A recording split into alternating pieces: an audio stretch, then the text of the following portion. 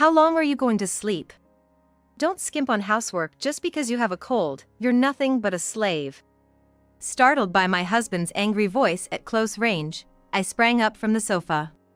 Today, I had a fever of 104 degrees in the morning and decided to take the day off from work. Even seeing me in poor health, my husband showed no concern and said, "If you're taking a day off, make sure you do the housework," before he left for work. If the housework wasn't done before my husband returned, he would become furious and scold me. Just the thought of it was terrifying. However, my body wouldn't cooperate, and it seemed I had been sleeping as if I had passed out until now. It was already dark outside, and when I woke up, my husband was standing in front of me with a fierce look, having returned from work. "Don't tell me you spent the whole day sleeping? What do you have to say?" Confronted by my husband, I felt the blood drain from my face. I wanted to run away in fear, but my body was too heavy to move. My husband always forced housework on me, treating me like a slave every day. He was kind when we were dating, but his attitude changed drastically as soon as we got married. Still, I wanted to believe in him, but the constant verbal abuse was wearing me down. "I'm sorry. I'll start preparing dinner right now." Holding back tears, I answered and stood up from the sofa, staggering. My husband didn't offer a hand. Instead, he shouted at me from behind as I headed to the kitchen. "You really are useless." Right after that, I felt an impact on my back and stumbled forward. Incredibly, my husband had kicked me hard from behind. "Hurry up and make dinner and clean the bathroom. By the way, there was no beer in the fridge. Go buy some right now." Looking down at me as I fell, he urged me on in a cold voice, and I couldn't take it anymore. It felt like I was being told I was only worth as much as a slave, and despair welled up inside me. Tears streamed down my face, not understanding why I had to be treated this way. "Begging you, please stop," I appealed, but my husband just sneered. Just as he was about to kick me again, a familiar voice that wasn't his was heard at the entrance of the living room. "My name is Mia. I currently live alone, away from my family home, and work as an office assistant in a company. I lost my mother at a young age and lived with my father until I got a job. My father, gentle and earnest, poured a lot of love into me, his only daughter, making up for the absence of my mother. I'm truly grateful to my father, who went through a lot of trouble but worked hard to raise me and send me to college. Leaving home to live on my own and parting from my father was unbearably sad. Mia, remember your dad is always on your side. If you ever have trouble, you can always rely on me." He sent me off with a kind smile, and we keep in touch regularly, updating each other on our lives. When I go home for holidays or the end of the year, my father always welcomes me warmly, which is comforting. As an executive in his workplace, my father also gave me advice on work, which was very helpful in my early career. I've just entered my second year at my current job. I was finally getting used to working life and finding fulfillment in the increasing responsibilities. One day, as I was about to have lunch in the break room, a senior colleague approached me. "Good job, Mia." The man who greeted me with a refreshing smile was John, who would later become my husband. John, 3 years my senior, works in sales. In fact, John is the son of the company president. However, he never flaunts it and always greets me casually in the break room. Being close in age made it easy to talk to him, and I had a good impression of him from before. "You seem to be working hard lately. Our sales successes are thanks to the support from office staff like you, Mia." "Thanks always," he said, making me naturally smile. "Thank you too." As I responded, John continued, "You know, I've been wanting to talk to you about things other than work. How about we have dinner together sometime?" Apparently, he was attracted to my earnest attitude towards work and wanted to deepen our interaction. I was surprised as I had never been approached so actively by a man before. "Really? Are you sure about me?" "Of course. If you'd like, let's exchange contact information. I'll send you a message tonight," John said with a smile to a bewildered me, pulling out his smartphone to continue the conversation. Sometimes, John's somewhat assertive side shows through. He's always clear about what he wants and never shies away from anything. On the other hand, I've always been timid and often find myself unable to voice my own opinions just from the look on someone else's face. That's why John's assertiveness and decisiveness seemed so attractive to me. From the day we exchanged contact information, we began interacting privately and went out to eat together many times. As we spent more time alone together and our relationship deepened, John confessed his feelings to me. "Will you go out with me?" he asked seriously, and I was overjoyed. By that time, I had also developed feelings for John, so nodding was the only thing I could think of. Thus, we started dating as a couple, and everything seemed to be going well. However, when it became known at the company that I was dating John, warnings started coming from other seniors and colleagues. "Mia, you're relatively new here and might not know this, but John has some personality issues. There are even people who have quit because of him," a senior who had always been kind to me advised me. A colleague I was close with also said, "He yelled at a junior in the break room just the other day, right in front of everyone. I'm not trying to be mean, but you really should think twice about dating him." Despite these warnings, I couldn't imagine John, who I knew, doing such things. Sure, he could be assertive, but I couldn't picture him cornering someone or yelling. I knew my seniors and colleagues were trying to look out for me, but it hurt to hear John being treated like a bad guy. He was always sincere with me, leading me whenever I lacked confidence or decisiveness. I loved him for that, so I decided to take rumors with a grain of salt. Even after hearing these things, our relationship continued, and one day, a year into our dating, John asked, "Hey Mia, shouldn't we think about getting married soon?" We were spending a weekend at his place when he popped the question. I was 25 and John was 28 at the time. Honestly, I felt it was a bit early. But John, eager to marry and always quick to act, pressed on. "I really love you, Mia. I want to make it official as soon as possible. You want to marry me too, right?" "Yes, of course." "Then there's no need to wait. We both have stable incomes, and I won't object if you want to keep working after we marry." Unable to come up with a reply, I eventually gave in to his determination and nodded. "Yes. Thank you, Mia. I'll always cherish you." Seeing his joy, I couldn't bring myself to express my anxiety about marriage. But I too wanted to marry John someday and decided to look forward to it positively. Our year together had been so enjoyable, surely our married life would be too. Soon after, we went to inform my dad at my family home. He was surprised, but then smiled gently. "Mia's not a kid anymore. I won't oppose what you've decided." Then he looked straight at John and bowed deeply. "Please take good care of Mia. She lost her mother early and doesn't have siblings, so she's had her fair share of loneliness. I'm entrusting you to be there for her. Dad always put me first." His words were filled with love, and I teared up, even though we weren't married yet. "Yes, count on me," John replied confidently. "Mia, I'm always here for you in this house. If things get tough, you can always come back," Dad said as we were leaving. His warm words brought tears to my eyes again. I was so happy that Dad blessed our marriage. A few days later, we visited John's family. John's father, the president of our company, is strict at work but laid back in private. His mother welcomed me warmly, happy about our marriage. "Please take care of our son. If he ever causes trouble, feel free to reach out," his father said formally. I was surprised, having only seen him in president mode before. "Don't be so formal, Dad. You're surprising Mia," John said, but his father, serious in nature, never treated me lightly and always showed respect. John had told me his father was strict and intimidating, but to me, he seemed thoughtful and kind.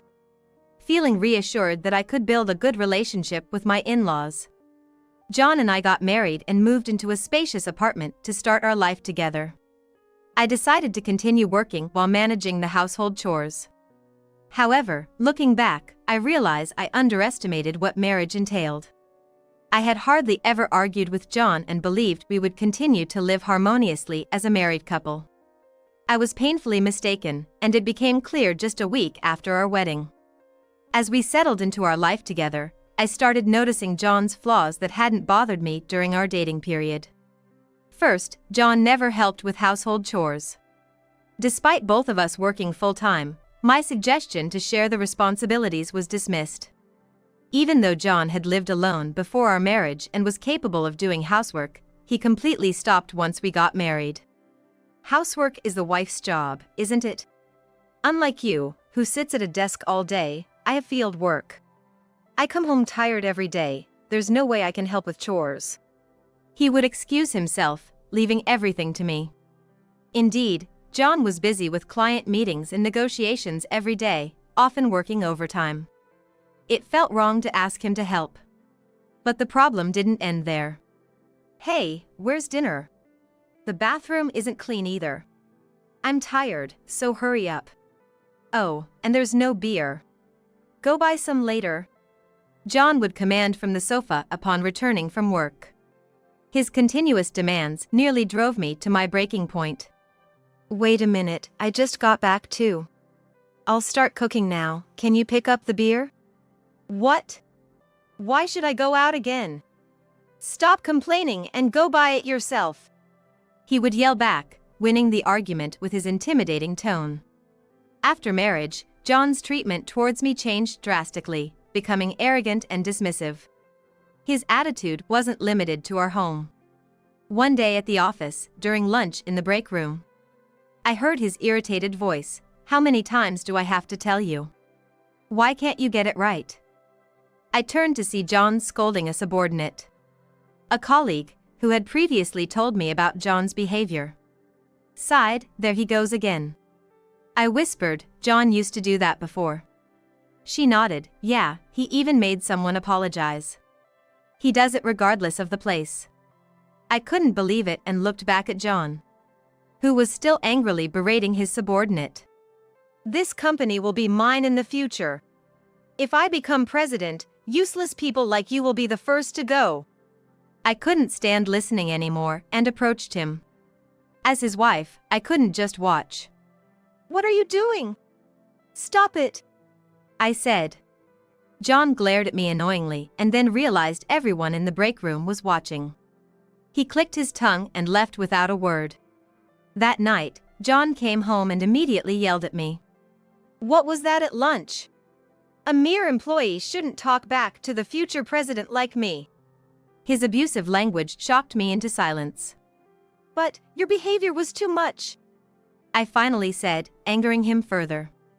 He slammed his bag on the floor. Shut up. You're useless at work and at home. Don't tell me what to do. I flinched, unable to respond firmly due to my timid nature. His words hurt deeply. He used to appreciate my hard work. I had been doing my best at both my job and housework. Even after a tiring day at work, I always managed to finish all the chores.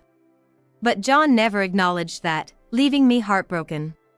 I began to see John verbally abusing employees more often.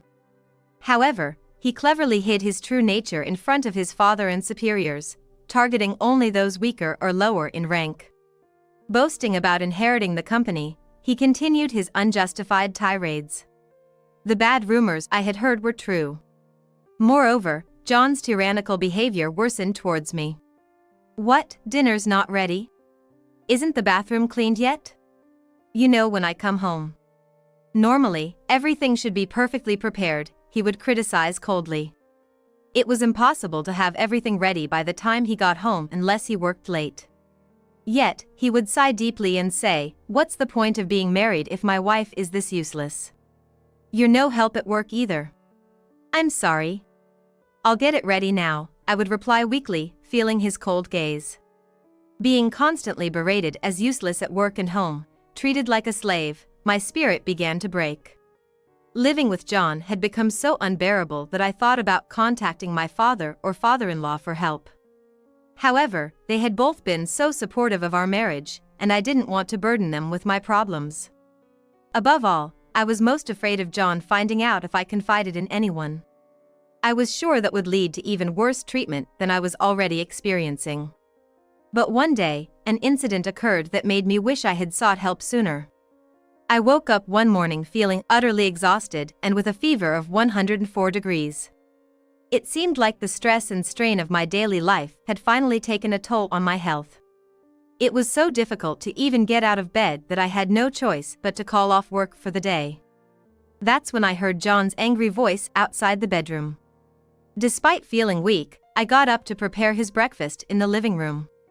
John was waiting there, visibly irritated. I explained that I was feeling ill. I took my temperature and it's 104 degrees, so I've decided to take the day off work. I'm sorry, but I can only make a simple breakfast. I apologized. John just glared at me disdainfully and said coldly, "It's just a cold. Take better care of yourself." He showed no concern for my well-being. After reluctantly eating the breakfast I managed to prepare, John coldly said, "Don't just sleep all day because you're off work." I won't stand for any slacking off in the housework, and left for work. Before we were married, John would have come to take care of me if I was bedridden with a cold. It was hard to believe how much he had changed since we started our married life. He had always been selfish, never really considering others. I couldn't understand why I had agreed to marry him, and tears started to flow. After a small breakfast and taking some fever reducer, I thought about doing what housework I could, but my head was foggy and my body wouldn't cooperate. Being alone while feeling ill only made my thoughts spiral negatively. I considered calling my father for help, but it was likely he had just started his workday. Not wanting to be a bother, I collapsed on the sofa instead. I decided to rest a bit before trying to do any housework, but I quickly lost consciousness. I'm not sure how much time had passed when I was suddenly startled awake by John's voice close by. "Hey Mia.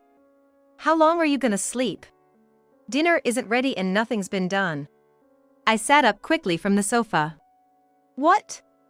John, you're back? What time is it?" I looked around, the lights were on and it was dark outside. Realizing I had slept since the afternoon, my heart sank. "What's with this room? You haven't cleaned or done the laundry. Don't tell me you've just been sleeping all day and neglecting the housework. What's going on?" John's angry voice pounded in my already aching head. The fever reducer hadn't worked, or its effects had worn off. I was still hot and disoriented. John, furious, left me with no option but to apologize. "I'm sorry, I'm just not feeling well. I'll start preparing dinner now," I said weakly, struggling to stand up from the sofa. John didn't offer to help. Instead, he glared at me with a stern face. "Don't use your illness as an excuse to slack off. Since you took the day off work, you should have at least finished all the housework. You're really useless." His harsh words finally brought me to my breaking point. Tears filled my eyes as I protested shakily. "I'm not your servant. Can't you let me rest when I'm feeling unwell? Aren't we supposed to help each other out as a married couple?" "What? Who do you think you're talking to? Just hurry up and make dinner and get the bathroom ready. I'm tired." John ignored my plea, only thinking of himself. I was so frustrated, but standing there made my head spin, and I lacked the energy to argue any further. As I turned my back on John to head to the kitchen, he snarled. "Really, skipping housework just because of a cold? You're nothing but a slave." Right after that, I felt a sharp impact on my back as John kicked me. I let out a small cry and fell, hitting my head on the corner of the sofa. Clutching my throbbing head, I crouched down, only to be looked down upon by an irritated John. "By the way, there's no beer in the fridge. Go buy some now, hurry up and stand up," John said in a cold voice, pushing me to my breaking point. Tears streamed down my face as I looked up at him, pleading, "Please, just stop." But John just sneered at me. "You think crying will solve everything? That's what annoys me. What do you think I married you for? Even if you're incompetent, at least be of some use to me." Hearing John's words, I felt like my world was darkening. Was his rush to marry me just so he could treat me like a slave? It felt like he was saying I was only worth that much, and despair overwhelmed me. Weren't you kind to me in the past? Was that all a lie? I asked, recalling the kind version of John the first knew before our marriage. But he just grinned mockingly at my question. Yeah. It was a hassle, but I did it to make a good impression on you. I thought you, being timid, would be easy to manipulate. His words shattered the last bit of hope I had in him. How can you be so cruel? I cried, tears wetting my face. John looked at me with disgust. Stand up already, he urged, raising his foot to kick me again. Unable to get up, I covered my head with my hands and closed my eyes. But then, a voice that wasn't John's came from the entrance of the living room. Is there anything else you'd like to say? A calm yet angry voice that I recognized. As I looked up, John also turned around. There stood my father and father-in-law, standing tall. The voice was unmistakably my father-in-law's. Dad! And you too, Mia's father? Why are you here? John panicked, but my father rushed to my side to support me. Mia, are you okay? I heard from Tim that you were sick and took the day off. Tim is my father-in-law's name. Dad. Overwhelmed, I cried as my father spoke gently to me. While comforting me, he glared at John with a furious expression. We came to check on you because we were worried. What have you done to our daughter? John backed away, intimidated by my father's presence, but my father-in-law was right behind him. I could tell you didn't care about Mia from your behavior at the office. Have you always spoken to her so harshly? Shame on you. Apparently, my father-in-law had become suspicious of John's indifferent response about my condition and called my father to check on me at home. I was touched by his concern and cried even more. Wait, Dad, it's a misunderstanding. Mia just slept all day without doing any housework, so I scolded her a bit. John tried to defend himself, but my father-in-law's cold gaze said it all. Why would you expect your sick wife to do all the housework? Couldn't you have done something yourself? Well, Mia's always done it all. It's her job in our house. John's selfish reasoning only enraged my father more. Don't be ridiculous. We saw you yelling at and kicking Mia, making her fall. Don't you feel any shame for treating your sick wife so terribly? My father scolded John, who turned pale and looked desperately at my father-in-law for help. But there was no forgiveness. We'll continue this at home. Come back to your parents' house today. My father-in-law declared. John, with no escape, trembled in fear. No way! And John collapsed, foaming at his mouth. Afterwards, my father-in-law deeply apologized to me, and my father took me to the hospital. According to the doctor, the sudden fever was likely caused by overwork and stress. As a result, I received a medical certificate and decided to take some time off work to recuperate. My father insisted that I couldn't go back to my own home under these circumstances, so I ended up resting at my parents' house. Then, the next day, John started bombarding me with messages. Despite being subdued by my father-in-law the day before, it was clear he hadn't learned his lesson. Dozens of messages from John arrived, all filled with vulgar and childish insults. You made me get scolded all night by my father. It's all your fault. You've embarrassed me. His messages turned my anger into disbelief. I find myself feeling disgusted for getting involved with such a hopeless person. Fed up with being caught in such a hopeless situation, I decided to divorce him. I conveyed my intention to divorce through a message, and once I recovered, we agreed to discuss it. I was scared to return to the house where John was, but knowing that my father and father-in-law would be there eased my anxiety slightly. As soon as the discussion started, I handed John the divorce papers. But John, sitting across the table, stubbornly said, I will never agree to a divorce. My father-in-law scolded him, stop being childish. My father, sitting next to me, slammed the table and glared fiercely at John. Think about how you've treated our daughter. What do you mean you haven't apologized even once? Shouldn't you apologize to her first before complaining? Both my father and father-in-law, faces red with anger, berated John. Overwhelmed by their intensity, John turned pale and couldn't muster a response. After a while, He reluctantly bowed his head to me. I'm sorry, but I still don't want a divorce. Well then, take a look at this, I said, fed up with his refusal to divorce. I took out a piece of paper from my bag and laid it on the table next to the divorce papers, causing John to open his eyes wide in surprise. It was the medical certificate I had received from the hospital. Read what's written here. My fever was due to the mental stress and overwork caused by you. If you don't agree to the divorce, I'll take this to court. Court! Wait, please don't! John started to panic, but I was prepared to go to court if he refused to consent to the divorce. Besides the certificate, my father-in-law had cleverly recorded a video as evidence when John kicked me, putting John at a significant disadvantage if this went to trial.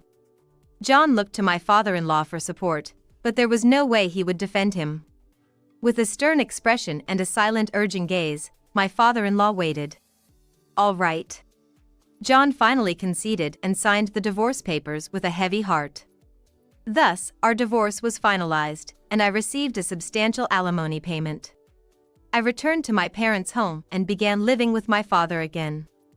After our divorce, John's behavior at the company became widely known, and his previous tyrannical actions led to him being viewed disdainfully by his colleagues. His pride wouldn't allow him to resign, so he continued to go to work, though under uncomfortable circumstances. Despite causing such a commotion, he still believed the company would one day be his. However, my father-in-law, furious about the recent events, decided to appoint a competent employee from within the company as his successor. Once this was declared, the employee's attitudes towards John changed dramatically. No longer taken seriously by anyone, John eventually couldn't handle the situation and showed up at my family home. I was just beginning to regain a sense of normalcy when John burst in, blaming me for everything. It's all your fault. You've ruined my life.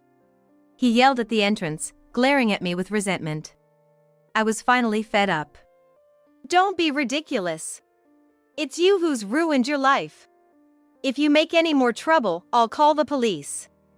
John was taken aback by my response, but soon began shouting again in a rage. Don't mess with me, everyone's making a fool out of me. When he tried to grab me, I flinched, remembering the previous assault. Stop it. Let go of Mia. But my father quickly intervened, pulling John away from me. You've learned nothing. Stay away from my daughter forever. While my father scolded John, I managed to call the police with trembling hands. The police soon arrived and restrained John. Damn it, he shouted, glaring at us until the end. That was the last I saw of John. Afterward, he was fired from the company. My father-in-law even came to apologize to us personally. I'm truly sorry for everything, he said. We assured him it wasn't his fault. It's not your fault. John's father lamented his own parenting, feeling deeply ashamed. Seeing him so distressed was hard for me, and I knew I could never forgive John. A restraining order was issued against him. After taking some time off, I decided to leave the company.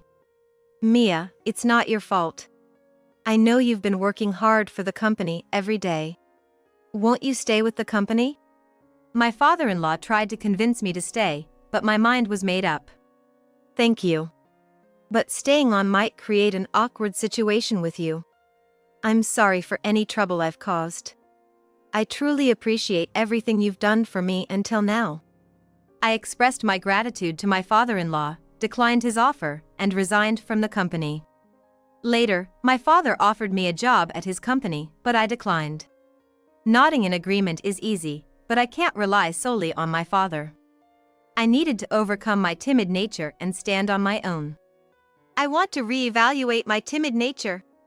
From now on, I'm going to try and stand on my own.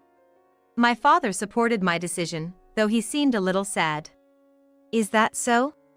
If that's what you've decided, Mia, I'll support you. It's your life, so live it the way you want. Saying this, my father readily agreed, and I could see a hint of tears in his eyes. We decided to sell the house and move to prevent any further intrusion by John. My father then relocated abroad. something he had been interested in for some time. Eventually, I heard about John's fate from my father-in-law. After the police released him, John's parents sent him to a distant relative's farm as a form of rehabilitation. He's been nothing but trouble since he came back. We're going to straighten him out from scratch, my father-in-law said with determination. As for me, I found a new job and moved to a new place. It will take time to get used to this new life, and I need to sort out my feelings, so for a while, I plan to focus solely on my work. I'm not thinking about a new boyfriend or remarriage right now. Maybe someday a wonderful meeting will happen, but I'll take it slow and at my own pace. My father and I still catch up through international calls. He seems happy living abroad. And I'm looking forward to seeing him when he visits here at the end of the year. From now on, I plan to cherish my life and live it fully.